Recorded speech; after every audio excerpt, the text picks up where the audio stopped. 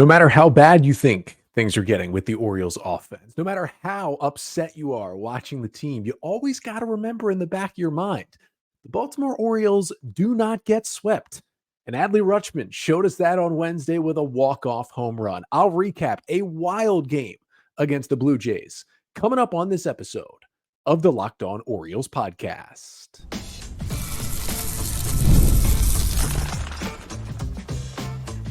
You are Locked On Orioles, your daily Baltimore Orioles podcast. Part of the Locked On Podcast Network, your team every day.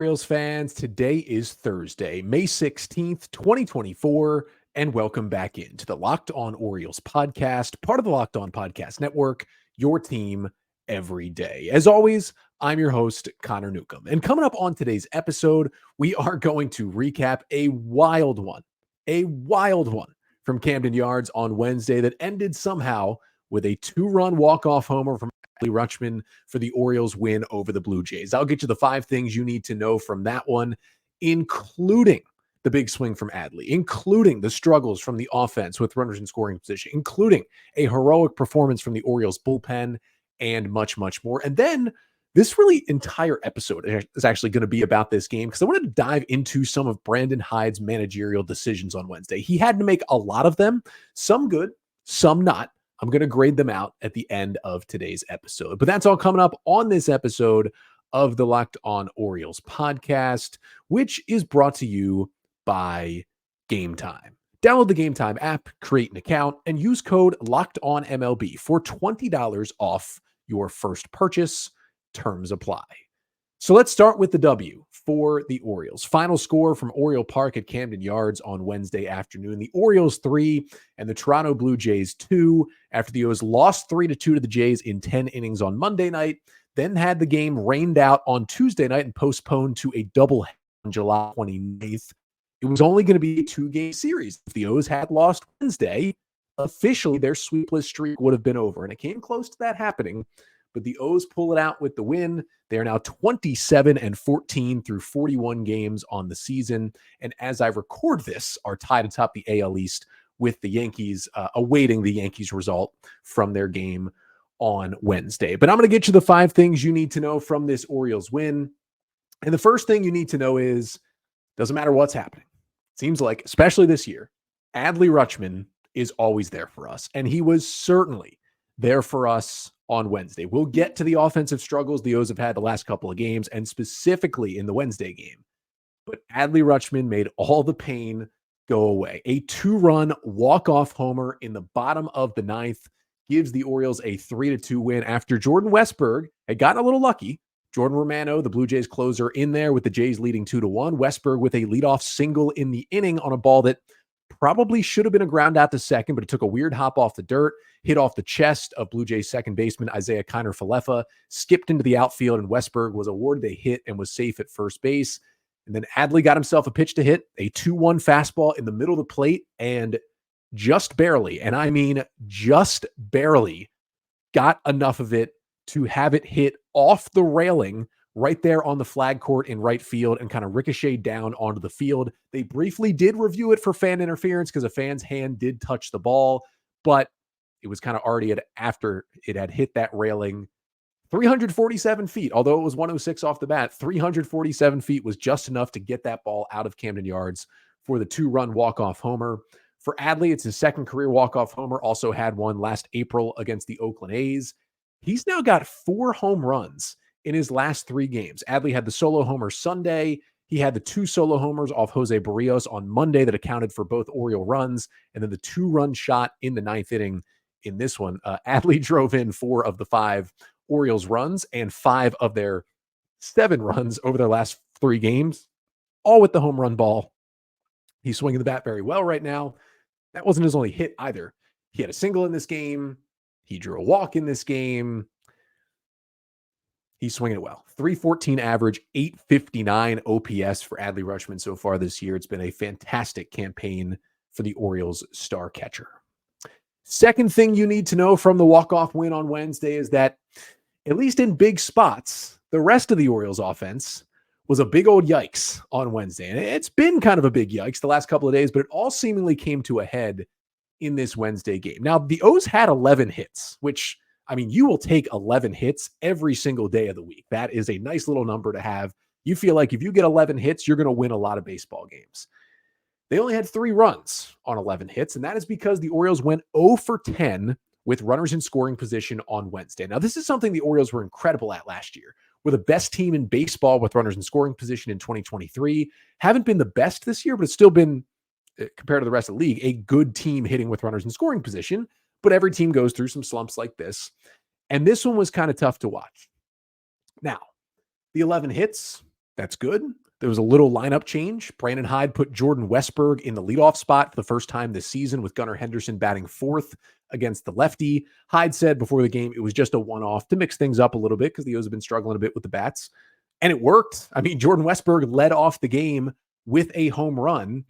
And what a stat from the Masson broadcast. The last Oriole to hit a leadoff home run in his first ever game hitting leadoff was J.J. Hardy back in 2011 with the Orioles. Jordan Westberg gets a lot of comparisons to Hardy, and he does it right here, which was nice to see. And of course, Westberg, as I mentioned, had the single to lead off the 9th inning. But really, other than that, there were some spots where the O's, 7th inning, they get 2nd and 3rd with nobody out, trailing 2-1.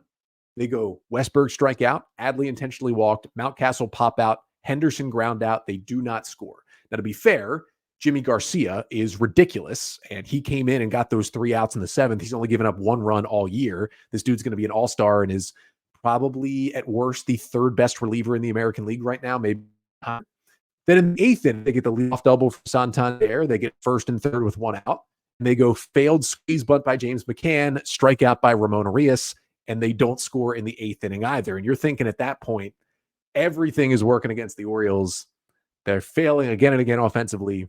Luckily, Adley did save the day. It doesn't wipe away the ugliness that came from innings 2 through 8 from the Orioles offense after the home run in the 1st and the home run in the 9th, the leadoff homer and the game-ending home run. Doesn't erase all of it, but it certainly erases some of it. Still something to think about, though. The O's offense it's in a little bit of a rut now. You get into a bunch of little ruts over the course of a 162-game season. It's only mid-May, but you can't argue that they are in a little rut now. They're going to get out of it, and sometimes a big hit like this is what propels you out of it as well. Now, the third thing you need to know from that Wednesday win is that Austin Hayes returned to the field for the Orioles. Now, he returned to the roster on Monday when he was activated from the injured list after missing a few weeks with a calf issue. Ryan McKenna was DFA'd Monday to make room for Austin Hayes, and he didn't appear in the game Monday. They had the rain out Tuesday, and I kind of figured, okay, the Blue Jays have the lefty on the mound and Yusei Kikuchi. They still ended up starting Kikuchi Wednesday. I figured, well, this is a perfect spot. Austin Hayes will most likely make his first start on Wednesday. Either Cedric Mullins or Colton Cowser, who've been struggling lately, will get the day off against the lefty. And then Hayes was on the bench again, and Cowser and Mullins were in the lineup. Well, it turns out after the game we learned Hayes is feeling a lot better, but is still not 100%. And that kind of tells you, and I think should make Orioles fans feel a little bit better, how the O's feel about Ryan McKenna. Because Austin Hayes was not 100%, and yet not even 100% enough to start a game in the outfield. Yet they still activated him and took the roster spot away from Ryan McKenna. But Hayes came up in a big spot, runner on first, nobody out. Orioles trailing 2-1 in the 7th, pinch hitting for the lefty Cedric Mullins against the left-hander Genesis Cabrera. And Hayes came through, blasting a double into left field, got a 2-2 sinker that was legitimately right down the middle, and Hayes hit it 101 off the bat for a double that put the Orioles up, set them up nicely, 2nd and 3rd, no outs. As I mentioned, they did not score from that scenario. But then Hayes came out of the game, and Kyle Stowers came in as a pinch runner. And I was like, wow, it was maybe a little weird that Stowers didn't pinch run for James McCann, who was on first and only got to 3rd on the play. But it's weird, Austin Hayes, he doesn't have blazing speed, but he's a good runner. Why would you just take him out like that? Well, you learn after the game, hey, Hayes isn't 100% with the calf yet. That's why he didn't start in the field. That's why he didn't run either. So basically, he can kind of hit right now. They're not 100% certain on the fielding and the running. Hopefully that will come around this weekend for the Orioles. But Austin Hayes, after all those struggles and all that missed time, the double on Wednesday, in his first at-bat back from the injured list, was his first extra base hit of the season. So you love to see that from Austin Hayes. Fourth thing you need to know from the Orioles win Wednesday as we turn it over to the pitching side. Kyle Bradish was definitely a little bit shaky in his third start off the IL. Coming back from that UCL injury, two pretty good starts in his first two times out there. This one, though, not nearly as impressive. He lasted only 4 innings in this game, allowing 2 runs on 4 hits with 3 strikeouts and 2 walks, and it took him 85 pitches to really just labor through those 4 innings. Now, giving up only 2 runs is good. He only allowed 3 hard hit balls against the Blue Jays hitters in this one, but you could just tell the command was not there from Kyle Bradish. And honestly, the command was not there for like any of his pitches. I feel like you couldn't even say, oh, he was commanding the sinker, but not the, not the slider or anything like that. Like, he threw a lot of sinkers and a lot of sliders.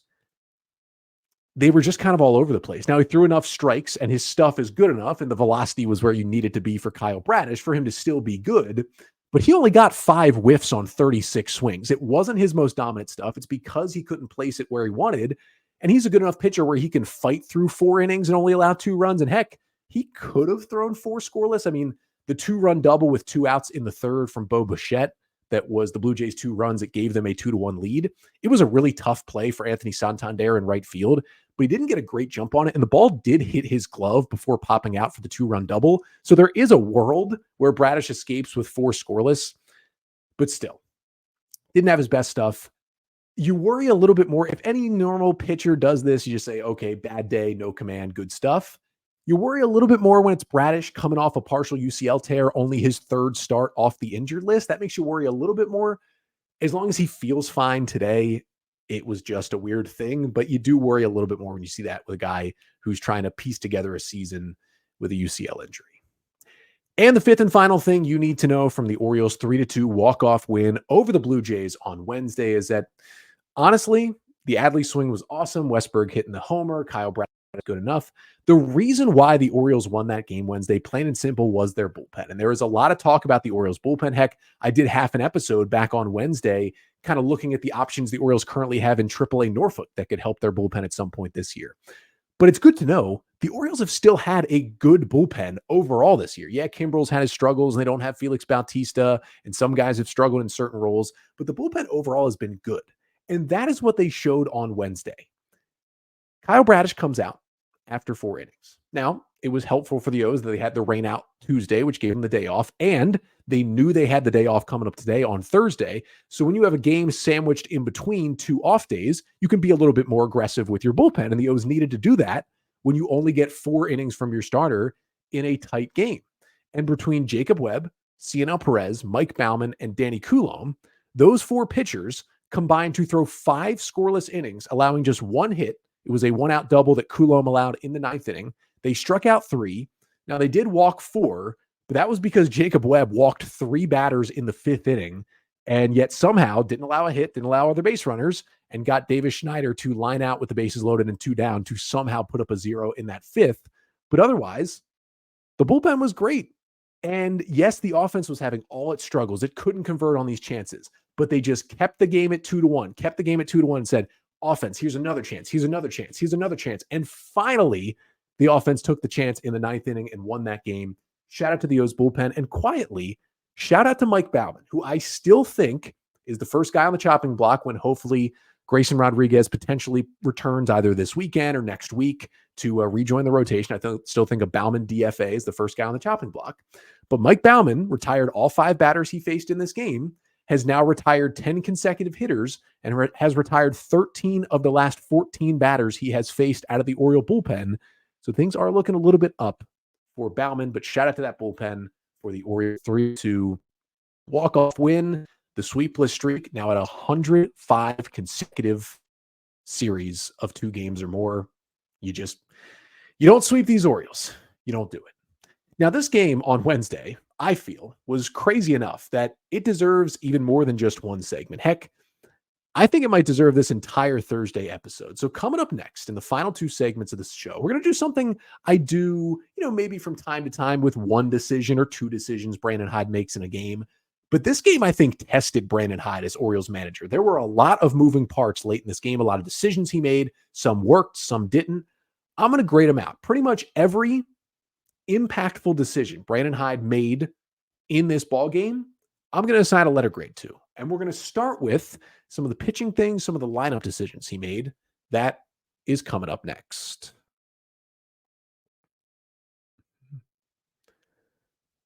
But first, this episode of the Locked On Orioles podcast is brought to you by Game Time. You want to get tickets to your favorite games? Get them at Game Time. Game Time is an authorized ticket marketplace of the NBA, which makes getting playoff tickets in the NBA even faster and even easier. Prices on the Game Time app, well, they actually go down the closer it gets to tip-off. And they've got killer last-minute deals, all-in prices, views from your seat, and their lowest price guarantee. Game Time, they take the guesswork out of buying NBA tickets. And guess what? They take the guesswork out of buying MLB tickets as well. You can get your Orioles tickets right on Game Time. The easiest part for me is you can buy the tickets 10 minutes before the game. They'll be cheap. You can buy them right on Utah Street. It gets sent right to your phone, and you just walk into the stadium. And they've got last-minute deals. You can save up to 60% buying last-minute tickets for all the games you want to go to, even at Camden Yards. So take the guesswork out of buying tickets with the NBA or the MLB. With Game Time, download the Game Time app, create an account, and use code LOCKEDONCollege for $20 off your first purchase. Terms apply. Again, create an account and redeem code LOCKEDONCollege for $20 off. Download Game Time today. Last minute tickets, lowest price, guaranteed.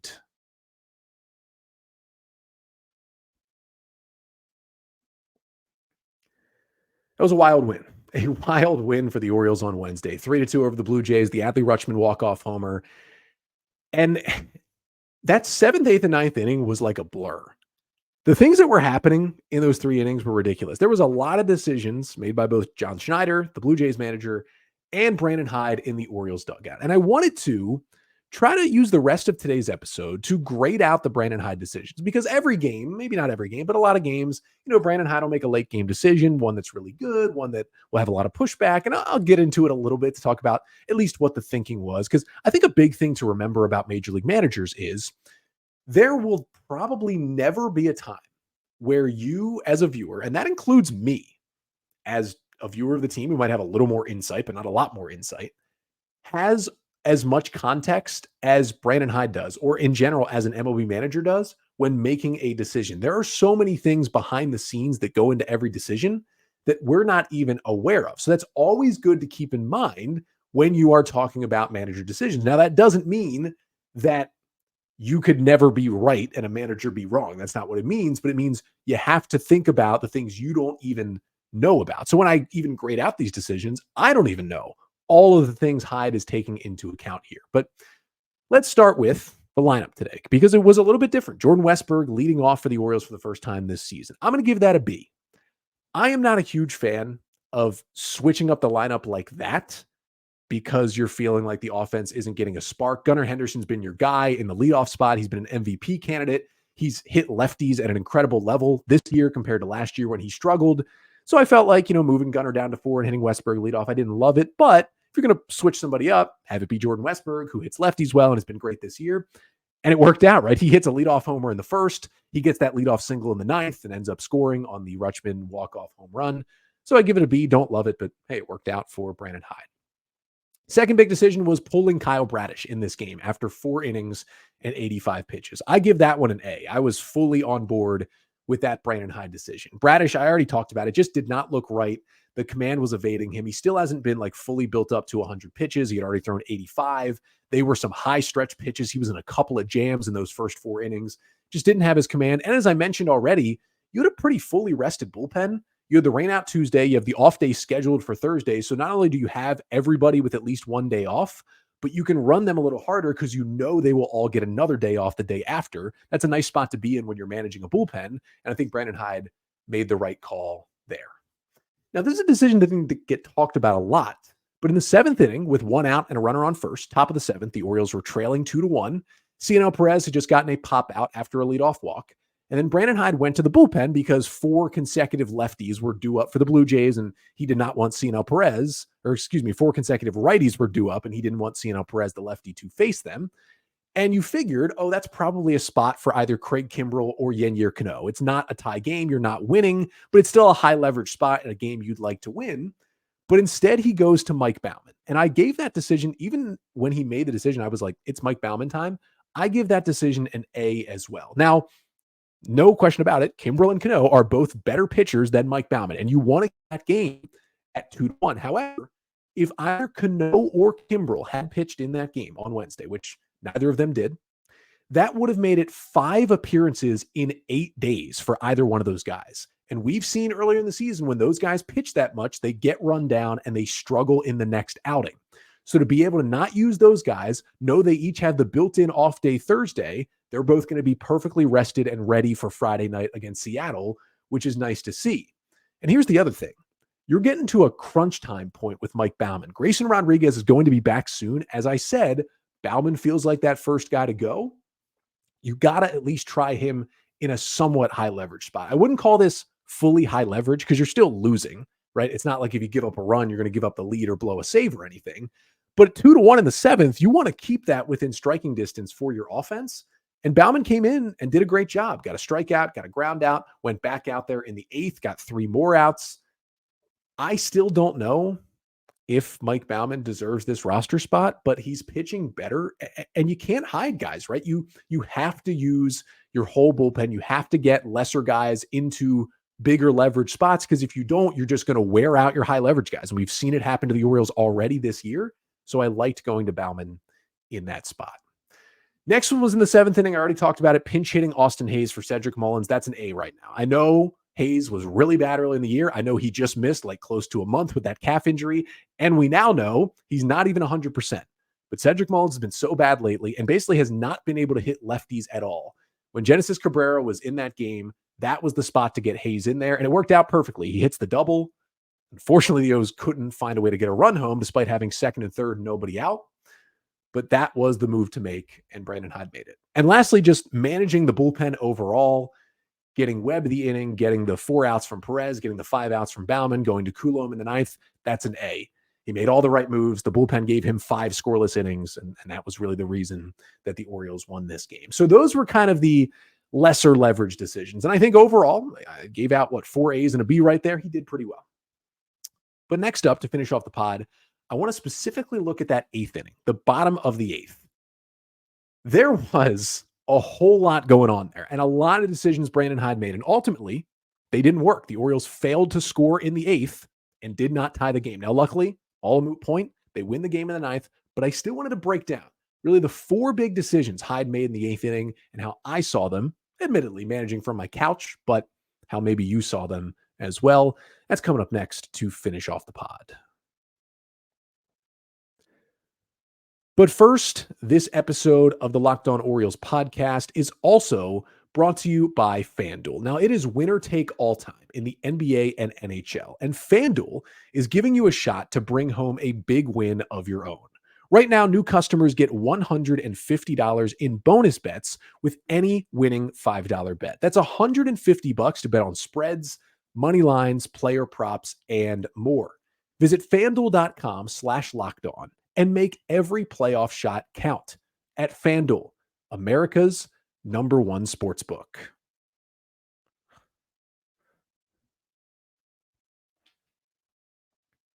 So with those big spots on Wednesday in the game, big time decisions for the Orioles and big time decisions for manager Brandon Hyde, who I think in the bottom of the 8th inning was maybe tested more than he has been as the O's manager so far this year. Now, not more than he's been over his career. He's been the manager since 2019. He's been in playoff spots.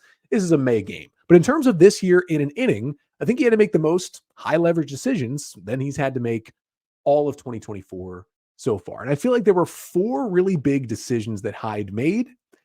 And I'm on board, I would say definitely with 1 of the 4, maybe 2 of the 4.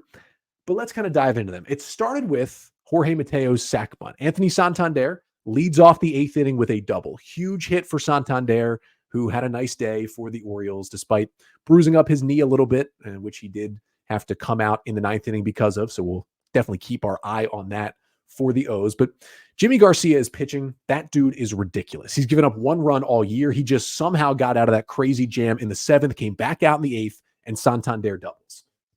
Jorge Mateo is at the plate. Now you could, pinch hit with a guy like a Ryan O'Hearn, but I didn't mind leaving Jorge Mateo out there. The decision I'm going to talk about, though, is having Mateo sack bunt. Now, Mateo got the bunt down, and he moved Santander over to third with one out. I'm going to give that decision a C+. I usually would give like every sack bunt in the world an F. Rarely does it work. Statistically, it's shown it allows you to score less runs than just swinging away does. It's not a smart baseball play. 9 times out of 10, the sack bunt. However, Jimmy Garcia has been ridiculous, and Mateo versus a right-handed pitcher, generally not going to end well, but you could always say, hey, why not pinch hit for him? Well, if you're going to bunt and move him over, Jorge Mateo's got the speed to maybe just beat out that bunt at first base. He didn't, but I can somewhat get on board with, hey, you get the runner to third with one out. Now you don't need a hit to get him home, and you haven't gotten a hit with runners in scoring position yet in this game. So I understand where Hyde was coming from. I still don't like a sack bunt at any time at all, but I understand it. So that's where the C+ comes from and not just like an F, which I would generally give a sacrifice bunt. Now, the next decision is allowing James McCann to hit. Once Santander gets to third with one out, the Blue Jays intentionally walk Colton Cowser, which puts runners on the corners with one away and brings up the righty James McCann against the righty Jimmy Garcia. Now, McCann starting this game because it's a day game and you had a lefty on the mound, gives you a chance to DH Adley and put McCann behind the plate. Now, McCann had already had a single back in the 7th inning trying to start a rally. Unfortunately, the Orioles couldn't bring him home to score, but you got a tough righty on the mound. And you do have probably, you could argue, your second best hitter, at worst, your third best hitter in Ryan O'Hearn sitting on the bench ready to hit. Now, Brandon Hyde said after the game that he considered pinch hitting O'Hearn for McCann in that spot, but decided against it because the Blue Jays did have a really tough lefty in Tim Meza, not just warming up, he was ready to go in the Blue Jay bullpen. If the Orioles would have went to O'Hearn, the Blue Jays would have went to the lefty Meza. Meza throws a crazy sinker, can get a lot of ground balls. They would have been looking for a ground ball double play. I give the decision to let McCann hit a D from Brandon Hyde. I was not on board. Now, I understand the thinking, right? A big chunk, and I fully believe this, a big chunk of the Ryan O'Hearn breakout last year and this year, and I've talked about it a lot, is the Orioles' ability to just hide him from left-handers. He's only had like 35 total plate appearances against lefties over the last 2 years. Basically, the O's have been like, look, don't worry about lefties, focus on righties, focus on what you do best. And I think that has really helped him out from a mindset perspective and from a production perspective as well for Ryan O'Hearn. But here's the thing. James McCann can't hit. I love James McCann. I think he's a great fit on this team. He's just not much of a hitter, and especially against a crazy righty like Jimmy Garcia. At some point, if you go to Ryan O'Hearn and they do go to Tim Meza, I think that's a win. I understand that Ryan O'Hearn is viable to strike out against the lefty or even hit into a double play ball against a sinker ball pitcher. I get all of that. That would have ended the inning. And I am totally on board with hiding O'Hearn from the lefties. But O'Hearn is so far above James McCann in terms of just his quality as a hitter that I would still take O'Hearn against a lefty than James McCann in that spot. I think a couple times this year, and Hyde did it a couple of times last year. Like, he didn't fully hide O'Hearn from lefties. There were a couple times last season where he just said, you know what? Stay in that spot. We need you here. I felt like that spot in the 8th inning with runners on the corners and one out, trailing by one, was a spot where you bring in O'Hearn and you just say, you're one of our best hitters. I have trust in you to figure it out against this lefty. And that doesn't even say the fact that it gets Jimmy Garcia out of the game if you make that move.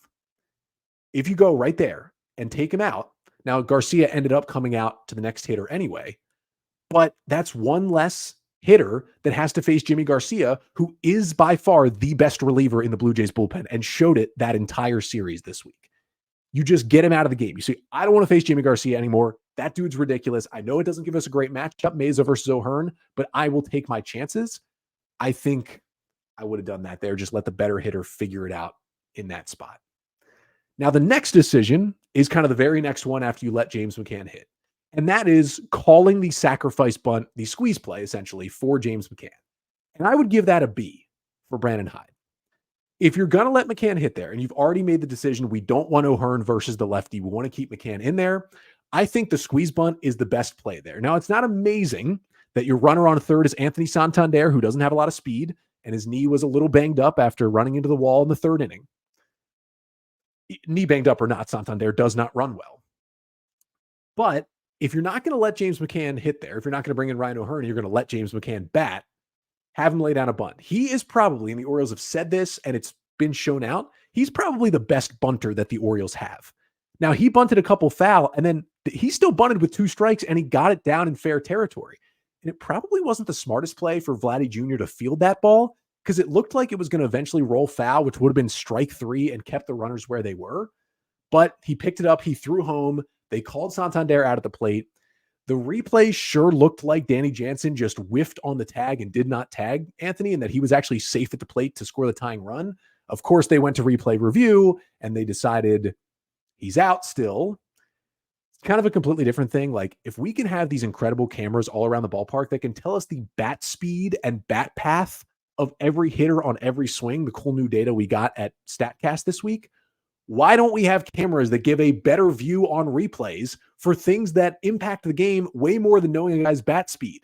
That is out or safe at the plate in the 8th inning of a 1-run game. How do we not have a view that shows definitively if he's out or safe? He looked safe, but you couldn't fully tell because there's a chance that that glove, when it came across, just barely hit the fingertips of Santander, and we just couldn't see it because the angles, the umpire blocked it with his mask. Like, how do we not have an angle there? We have all these cameras, TrackMan and Hawkeye and everything. Can we use one of them that can zoom in on home plate to get the biggest call of the day? I just don't get it. I digress. I think if you're going to let McCann hit, I think the bunt was the right situation. Now, the last one in this inning, I think, was the most hated on by Orioles fans, the decision that Hyde made. So after Kyle Stowers had pinch run for Austin Hayes in the 7th inning, because Hayes apparently still not 100% to run the bases there in a big spot, Stowers was then due up. You had now, after the out was recorded at the plate, you had runners on first and second with 2 down, and the Orioles trailing 2-1. The lefty Kyle Stowers coming up, and the Blue Jays officially went to the bullpen. They took out Jimmy Garcia, and they brought in the tough lefty in Tim Meza. And Brandon Hyde then went to his bench and called on the righty Ramon Arias as a pinch hitter in that spot. Now, generally, I don't completely hate on that decision to take Stowers out. I know we get the same argument I see every single time from Orioles fans when it comes to Kyle Stowers, and it drives me crazy, but we're going to get to it again. The argument is, Kyle Stowers hits well against lefties in the minors. He's got over an 800 OPS against lefties in AAA. That is all true. None of that matters when it comes to hitting major league lefties. We saw it over the last 2 seasons when the Orioles just almost completely hid Stowers from lefties when he was in Baltimore. We're going to continue to see it. I've said this time and time again on the podcast. Splits in the minors do not matter at all, because guess what? You don't see very many good lefties at all in the minor leagues. If you are a left-hander with good stuff who is anywhere near the strike zone, you are most likely already at least in a big league bullpen, because there's so many less lefties. It's so much harder to find a good lefty. If you've got anything going for you as a left-hander, you are in the major leagues. That's not the same for righties. There's so many righties with good stuff. You'll get a lot of good righties you face in the AAA level. Not the case for lefties. So if you're just bashing bad lefties, that doesn't tell me anything about how you're going to do against good major league lefties when you get to the big leagues. We saw it. We've seen it with a lot of players over the years. The gap is probably even bigger now than it's ever been, something Mike Elias has talked about. Those splits, the Orioles don't care about them. I don't care about them. They go completely out the door. You can get mad about them, but the Orioles do not care about them because they're kind of a moot point. It's just such a different animal, the AAA lefties and the major league lefties. My issue with the decision to pinch hit with Ramon Arias, and why I'm giving it a C for Brandon Hyde and not a D or an F, because I understand the not having Stowers hit part. Ramon Arias just, he's a righty who hits righties better, but I understand he gives you a better matchup against Tim Meza. Barely played this year. He's in no rhythm, and when he has played, he's been terrible at the plate. You had one of two options. You give Kyle Stowers the chance, which I wouldn't have done, right? He hasn't had an at-bat all year in the majors. I would rather avoid having Stowers' first at-bat of the year be in that spot against a super tough lefty with the game on the line. Like, I'd rather not. But remember, O'Hearn didn't hit for McCann, so you still had Ryan O'Hearn available, and I get it. Same thing as I talked about. You want to hide O'Hearn from lefties, but it's pretty much the same argument when I said I would have hit O'Hearn for McCann. Just get your better hitter out there. And if it's Stowers versus Arias versus O'Hearn, all three guys who struggle against left-handers, your best option is far and away Ryan O'Hearn. So just put him out there, either for McCann or for Stowers. Just put him out there. I'm totally on board with not letting Stowers hit in that spot. That's an impossible spot for his first at bat of the year. But Ramon Arias really, I think we're pretty close to the Orioles just cutting bait with Ramon Arias and putting someone else on the roster to help their team. And when O'Hearn didn't hit in out of those spots, I thought during the game, I was like, maybe O'Hearn's dealing with something, because this felt like a spot where he would have been in. And then O'Hearn came out and replaced Santander defensively in the top of the ninth inning and made a couple of nice catches because Santander's knee was bothering. So clearly, even if O'Hearn was trying to get a full off day, he was at least available to play in the game because he did in the ninth inning. So wasn't in love with those decisions, but hey, you're not going to get them all right. And again, even I don't have all the context, and I'm making these claims of getting out these grades, and I don't have all the context behind the scenes about how guys are feeling, what spots they're in, swing shapes, reliever, tiredness, all this stuff that Brandon Hyde has to his disposal. And that's something good to remember when you were thinking about these decisions to be made. But you know what the nice part is? Win or lose, I was going to do this segment about the Hyde decisions. I feel so much better doing it. No, the Orioles, with the Adley Rutschman walk-off homer, still found a way to win this game and avoid the sweep and split the two-gamer with the Blue Jays. But that'll do it for today's episode. Thank you so much for tuning in. Make sure to leave a 5-star rating and a review wherever you listen. And of course, like, comment, and subscribe to the Locked On Orioles podcast on YouTube. We're getting closer and closer to 7,000 subscribers. When we get there on YouTube, going to do a fun giveaway. Something that sits behind me on the shelf here is going to be given away to a YouTube subscriber. So you got to be subscribed. And when we get to 7,000, we'll do a giveaway that kind of lines up with next week when I do my 1,000th episode hosting this podcast. That'll be a fun time next week. But we've still got one more episode coming up this week. That will be tomorrow. Going to get you ready for the weekend series between the Orioles and the Mariners. Of course, the O's have another off day here on Thursday. Probably another edition of the Bullpen Trust Rankings coming up as well. And any other Orioles news and notes, including we got kind of some bad news on Tyler Wells and his ability to rejoin the O's this year. That's all coming up on tomorrow's episode. But until then, I'm Connor Newcomb, and this has been the Locked On Orioles podcast, part of the Locked On Podcast Network. Your team every day.